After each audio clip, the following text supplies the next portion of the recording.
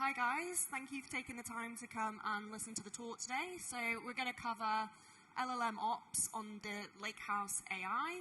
My name's Sarah CARTHY, and prior to joining DATABRICKS, I worked as a glorified data engineer or a data scientist. So what we'll cover today, very briefly, is an overview of the Lakehouse AI, what it is, what it entails, and also kind of the use case overview and the architecture. Now, the session that we're kind of covering today was covered at Summit. So again, if you want to watch the recap or look at some code examples, it's all on YouTube. Now, what we're going to do is we're going to cover the technical architecture. But given the fact that this is kind of what we call a level 300 session, we're assuming that you've kind of got some basic familiarity with things like LLMs and generative AI, and things like the concepts, the terminology, and kind of the tech. So, innovating kind of across the generative AI lifecycle or landscape requires that, everything's interconnected, or there's solid integration between core components, from the data itself to the models and to the applications. So what you can kind of see on the screen is kind of key yellow boxes of where DataBricks provides an offering in that space. Now, what we'll do today is we'll talk through how we can go ahead and enable a conversational bot. So we've got many customers within DataBricks that are starting to build these conversational type bots. So these are like question answering bits of tech. Now, we've got kind of many different use cases, but the key here is that we want to enable our customers and employees to be able to interact with business processes and knowledge in the most convenient and easy way. So kind of the business impact here is that we're looking to reduce costs, so less time looking for information, automate instructions that required humans before, and we kind of want to have a better customer experience. We've got kind of widespread examples from kind of retailers to travel companies to telcos that were enabling self-service answers, so deflecting customer calls. We've got internal use cases, so support that lives in our knowledge base, being able to surface that to the field. So again, why is this important? So this is a great first use application of LLMs. It's low risk, it's high impact. It's the same kind of elements that Lakehouse AI and the platform itself kind of build for a better future of tech. So what I'm going to go through today is how we can go ahead and build this. So we want to be able to deploy a support bot that can answer Spark questions, so based off our internal Spark-based documentation, but you could easily replace this for any kind of internal kind of text-based file that you have. Now, we're going to follow a common generative AI pattern, so RAG, so a retrieval augmented generation. So this is where we use an LLM to provide language responses to a user's question based on internal data. Now, if I tap to the next slide, so first what we've got is we take the documentation. We split that into logical chunks, and the reason we do that is that basic or many LLMs have this context window. So you can't fit an entire document in there. So once we've done that, each chunk is then embedded with an LLM and put into a vector database. Kind of now we've got the brains of the bot take place. So this is the chain orchestrator. So this coordinates various steps from question to response. There we go. There we go. If I tab again. Next, the chain orchestrator itself queries the database. This is to do kind of a similarity search with the question, well, the embedded question. And then what it returns is kind of the K most relevant document chunks that could answer that particular question. Next, the question and doc chunks are translated into a prompt template. And then we use a second LLM, most often kind of instruction following LLM, so something like ChatGPT is prompted, and therefore we have a generated output. Well, a generated prompt, I should say. The LLM then reads the document chunks and then synthesizes these to perform kind of an answer to the question. and then the orchestrator itself returns a response to the user. Now, this looks kind of super simple on paper, and this is a high-level overview of kind of a technical architecture. And you can do all this within Databricks today. So you can use LangChain, and you can use OpenAI, and it's simple to get kind of a core prototype out there. Lakehouse AI itself is integrated with both of these components. So again, we recommend maybe that you start with those. Now, if I tab. However, we've kind of got some, this is an aggressive red slide, but we've got some core challenges. So we're going to cover throughout this the challenges in the path to production. But again, even from running a simple proof of concept, you're going to have some kind of key challenges. And we face these internally at Databricks whilst building our own product. So we want to be able to distribute securely OpenAI credentials to our users in an abstracted way that gives kind of centralized governance and allows us to perform cost management in order to keep our budget holders happy. So this is where kind of MLflow AI Gateway comes about. Now, this was announced at the Spark Summit, and this is kind of an AI gateway that allows you to solve the previous challenge. So you can say, these users are allowed to access these LLMs, we can rate limit them, and we can provide cost control and attribution to those users. You can use kind of any open source or proprietary-based model and put that behind the AI gateway to be able to create a standard API interface for your users. So they'll be allowed to query those models.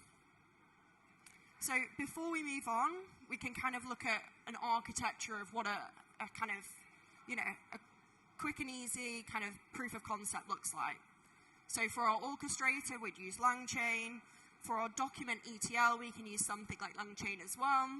And then for our models, through the AI gateway, we can use something like an E5 large V2 for the embedding, and maybe something like OpenAI for the instruction following model. Now, within Databricks, we've kind of got a separate team that kind of look across the open source catalog of models, and we do some independent kind of benchmarking. So all of these kind of models have been tested by our internal team, and you can go ahead and follow this, guide online to work out which model might be best used for the product you're following. Now, the next key bit is, how do we go and productionize this? Your proof of concept works. We're just now focusing on like the time to productionize. And again, this is going to be the hard part. This is where all your challenges are probably going to flare up. So let's go by this kind of step one by one, and let's look through all of the challenges. So, the first challenge, I need to be able to create a scalable, production-ready vector index. Let's look at the kind of business requirements and make sure we can chain that back. So first, we want to make sure that we can use embeddings that understand the nuances of the Spark lingo. And this is kind of where you would use the new improved AutoML capability for LLMs to help optimize in the background. We want to be able to have our VectorDB continually reflect changes made to the documentation. So for example, if a developer adds a new feature, we want the user to be able to query them. And again, if I add documentation features, people are going to ask questions, so it needs to update. We also need to have a VectorDB that can handle hundreds of queries per second. So again, we need a database that can scale up and down. So again, this is where kind of a new product came in from Databricks. So we've just recently, or at the summit, announced the vector search. Now, this enables to meet kind of these prior to requirements. So vector search is our scalable, serverless, vector database offering. So this is highly integrated with the Lakehouse as it stands today, highly flexible and highly customizable. So all you need to do is have a delta table that you can turn into a vector search index, and then choose any MLflow logged embedding or model, should I say. So that might be something like OpenAI, it might be open source, it might be that you've got a custom fine-tuned model, and then you just press go. So you've got this kind of scalable vector search API that has all the columns from the delta table exposed as an index, or filters, sorry. Now, on the other kind of side, as DataBricks, we handle the ability for kind of the DataBricks model serving, so to generate embeddings. So these are the chunks in your Delta table. So, and this is for every query that's issued. We sync any changes to the Delta table. So this might be updates, deletes, inserts into the vector database. And then all of the kind of infrastructure heavy lifting to serve kind of reliable, scalable APIs. Vector search itself is integrated with Unity Catalog, so our kind of governance offering. And it's the same governance and lineage tracking, again, that's built into the Lakehouse. So we've heard kind of from many of our customers that they require kind of this serverless paradigm, i.e. where we manage the compute. And again, it allows them to kind of optimize and efficiently kind of place resources to kind of help support their development teams. Now, if I tab again, and then tab, we can see what we're starting to now switch out in a production-grade environment. So if we just have a look at the architecture on the right-hand side, we can now see that kind of vector search and DLT will have greatly improved the architecture. Whilst using kind of a scalable production service, we can get this up and running with ease. So now we can go back to the challenges we mentioned before. We've got the ability to distribute our OpenAI credentials, and we can create a scalable and production-ready vector index. Select tab.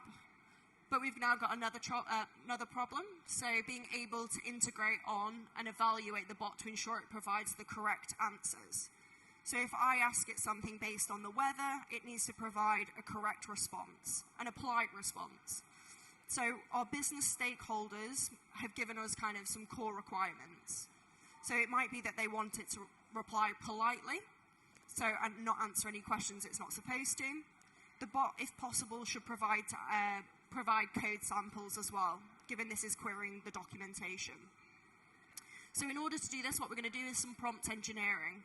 So prompt engineering, for those not familiar, is the process of kind of like trial and error, meaning we need to go through kind of different prompts in order to find the best variants to get the right one that works. And this can be really challenging for kind of a various kind of couple of reasons. So we need to be able to manage and track the different variants. And for those who have built kind of classical kind of ML models, this is similar to the management and tracking of using kind of different training runs for different kind of various hyperparameters. And then we need to be able to compare how these different variants perform.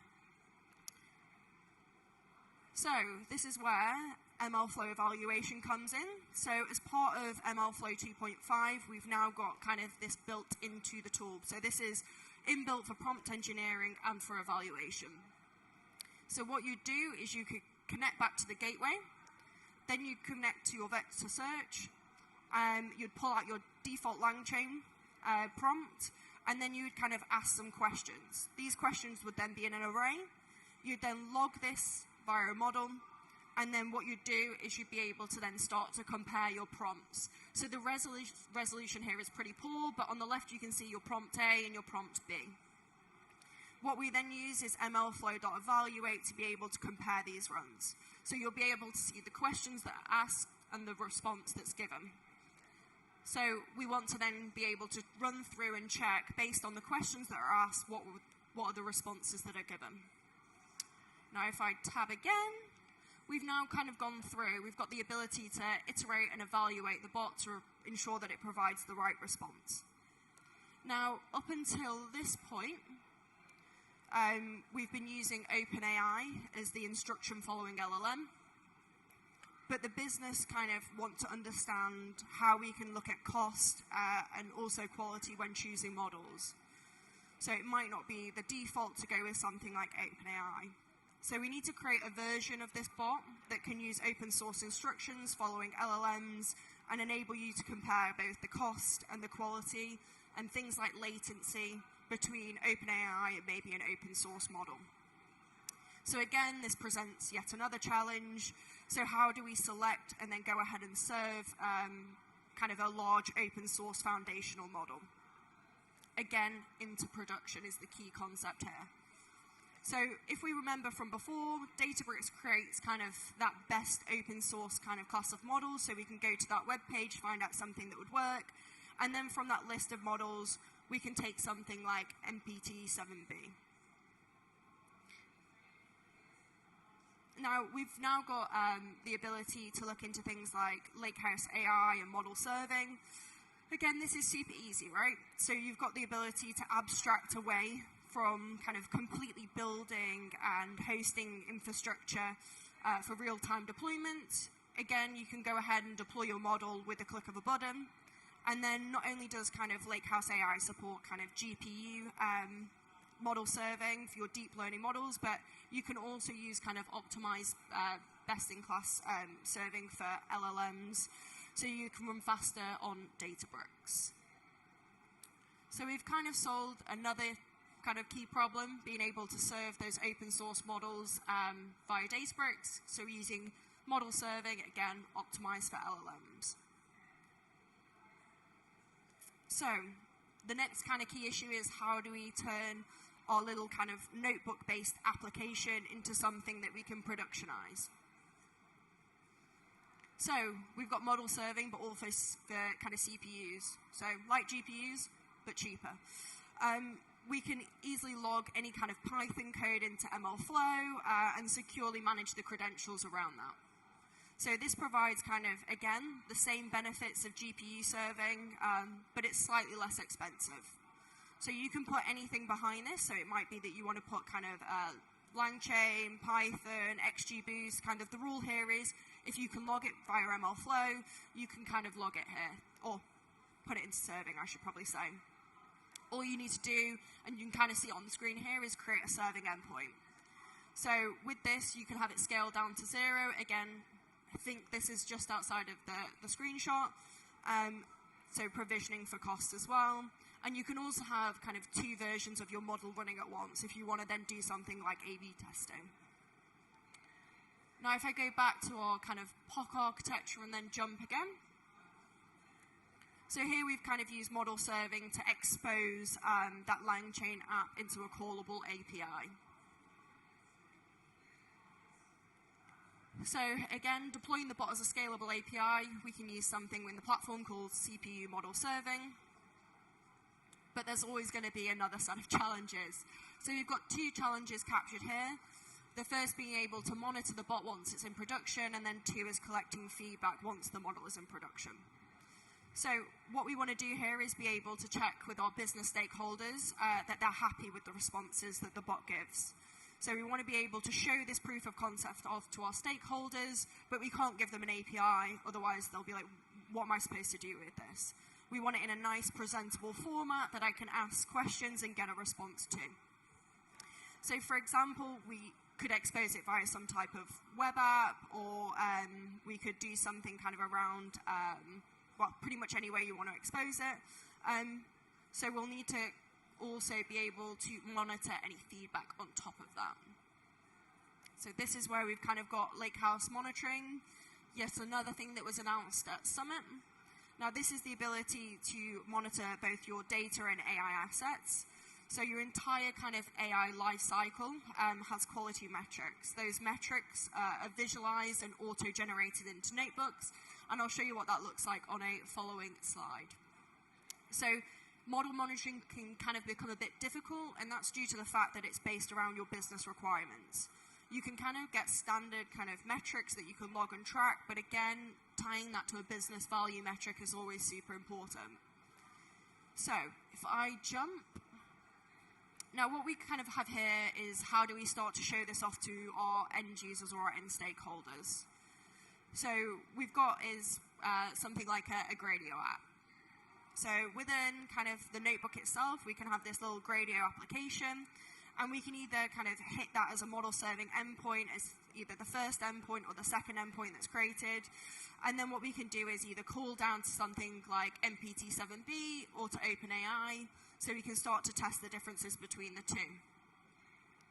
Now, kind of what's actually happening behind the scenes here is with the kind of inference enabled on those endpoints, we can start to see kind of some of the more advanced logging capability. So again, this is a key feature, so this starts to tie together kind of model serving products and our model serving products into our kind of lake house, so that the serving endpoints itself will be able to display kind of all the core metrics. Now, what you're seeing here is that kind of we've got a thumbs up and thumbs down. This is all stored as a kind of what we call an inference table, which behind the scenes is just a delta table. Now, it might be that your kind of web developers want to go ahead and use that, or any of your development team to enrich their kind of signaling. And again, this is all available within the lakehouse, within your blob storage. Now, this is an example of one of the dashboards that have been created. So we've got different metrics that have been able to be pulled. So we've got the Data Now Summit QA bot monitoring. So it might be that you want to look at kind of latency over time, and you might want to compare your two different models.